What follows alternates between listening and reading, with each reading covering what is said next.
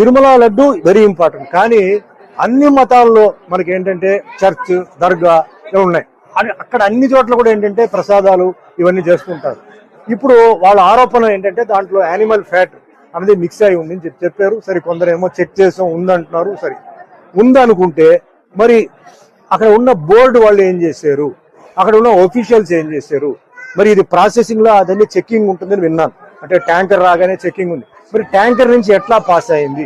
కాబట్టి ఇది చాలా జాగ్రత్తగా పరిశీలించి ఎవరైతే తప్పు చేస్తారో వాళ్ళని కఠినంగా శిక్షించాలి. ఎందుకంటే అనుమానం ఒక్కసారి వచ్చిన తర్వాత అది అందరి మీద పోతుంది. వాళ్ళు చేశారో లేదో, ఒక ఆఫీస్ లో ఒకటి తప్పు చేస్తే అందరికీ చెడ్డ పేరు వస్తుంది. అది తప్పదు, అది జరగకూడదు. ముఖ్యంగా ఏంటంటే ఇలాంటి భక్తి విషయంలో, దేవుడి విషయం ఏదైనా సరే, నేను చెప్పేది ముస్లిం అయినా, క్రిస్టియన్ అయినా, జైన్ అయినా, ఏదైనా దేవుడు ప్రసాదం వచ్చి అలా చేయడం చాలా మహాపాపం. అందులో వెంకటేశ్వర స్వామి పాత్ర నేను చేశాను.